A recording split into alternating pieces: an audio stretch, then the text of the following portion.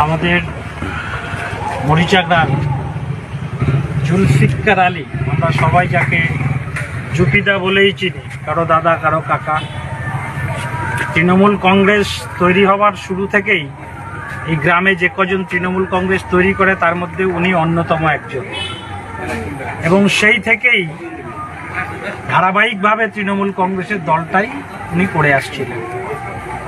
আজকের সময়ে দাঁড়িয়ে বর্তমান রাজনৈতিক পরিস্থিতিতে তৃণমূল কংগ্রেসের যে দ্বিচারিতা এবং পাহাড় প্রমাণ দুর্নীতি, এবং গতকালকেও আপনারা সকলেই দেখেছেন যে দার্জিলিংয়ে একটা নিয়োগের দুর্নীতিতে রাজ্যের প্রাক্তন মন্ত্রী পার্থ চট্টোপাধ্যায়, যিনি জেলে আছে, তার নামে আবার নতুন করে গতকালকে কেস করেছে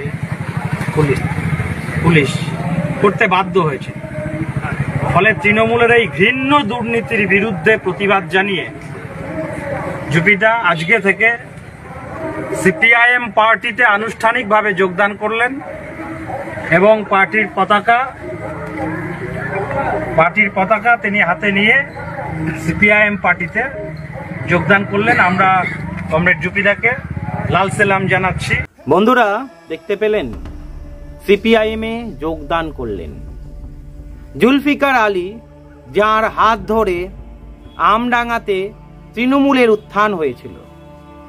আজকের সেই জুলফিকার আলী 150 জন গ্রামবাসীকে নিয়ে সিপিআইএমে যোগদান করলেন। ব্যারাকপুর লোকসভা কেন্দ্রের মধ্যে পড়ে। এখান থেকে কি প্রমাণ হয়? শূন্য দল। এই শূন্য দলে যখন মানুষ ফিরছে, তার মানে তো একটা জিনিস স্পষ্ট, মানুষ কিন্তু এখনো ভরসা রাখছে এই সিপিআইএম এর প্রতি। আমি এটা বলছি না যে শুধু সিপিআইএম এ জয়েনিং হচ্ছে, আমরা দেখতে পাচ্ছি বিজেপিতেও জয়েনিং হচ্ছে। অনেক জায়গা থেকে টিএমসি ছেড়ে বিজেপিতে যোগদান করছে। তন্ময় ভট্টাচার্যকে জিজ্ঞাসা করেছিলাম, উনি বলছেন তৃণমূল দলটা শেষ হয়ে যাবে, আগামী দিনে লড়াই হবে সিপিআইএম, কংগ্রেস এবং বিজেপির মধ্যে। একদিকে থাকবে সিপিআইএম কংগ্রেস, অন্যদিকে থাকবে বিজেপি।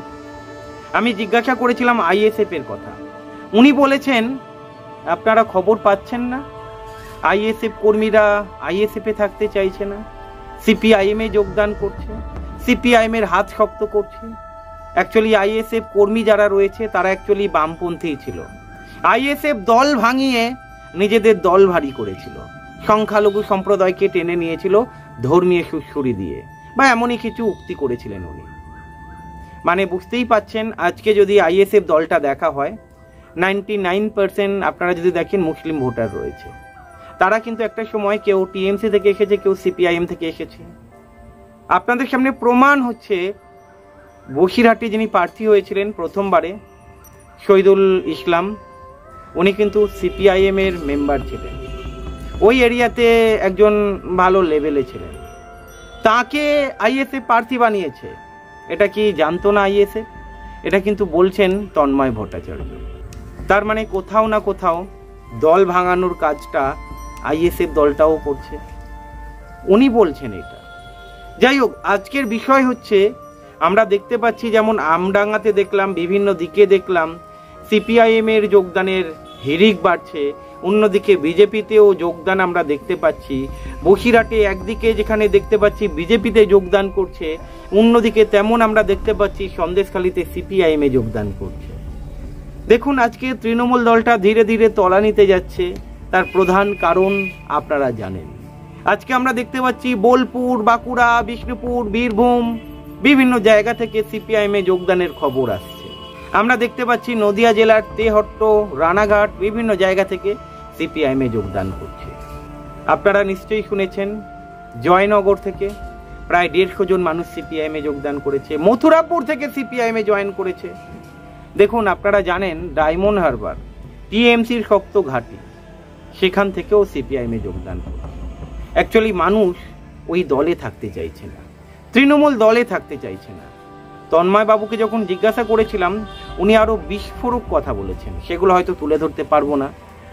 যাই হোক, এটুকু বোঝা যাচ্ছে সিপিআইএম এর উত্থান ধীরে ধীরে হচ্ছে। বিভিন্ন দিকে যখন মানুষ সিপিআইএম এ যোগদান করছে, এবারের লোকসভাতে কিন্তু আলাদা ধরনের একটা ম্যাজিক আপনারা দেখতে পাবেন। আমরা যেমন দেখতে পাচ্ছি তমলুকে সিপিআইএমে টাকা দান করছে, অনুদান দিচ্ছে, কারণ সিপিআইএম দলটা ইলেকট্রাল বন্ডের টাকা নেয়নি। বিজেপির সমর্থক সিপিআইএমকে টাকা দিচ্ছে। আজকে দেখুন টিএমসি সমর্থক সিপিআইএমকে টাকা দিচ্ছে। আমরা দেখতে পাচ্ছি শ্রীরামপুরে দীপশিতার হাতে টাকা তুলে দিচ্ছে মানুষ, লক্ষ্মীর ভান্ডার, ওই যে ভাড়ে টাকা জমায় সেই টাকা তুলে দিচ্ছে। এখান থেকে একটা জিনিস পরিষ্কার, এই বাম ঘুরে দাঁড়াচ্ছে এবং মানুষ চাইছে এই বাম যেন আর শূন্য না থাকুক। তাই বাম সমর্থকদের কাছে একটা আশার আলো, এবারে বাম খাতা খুলছে। ভালো থাকবেন।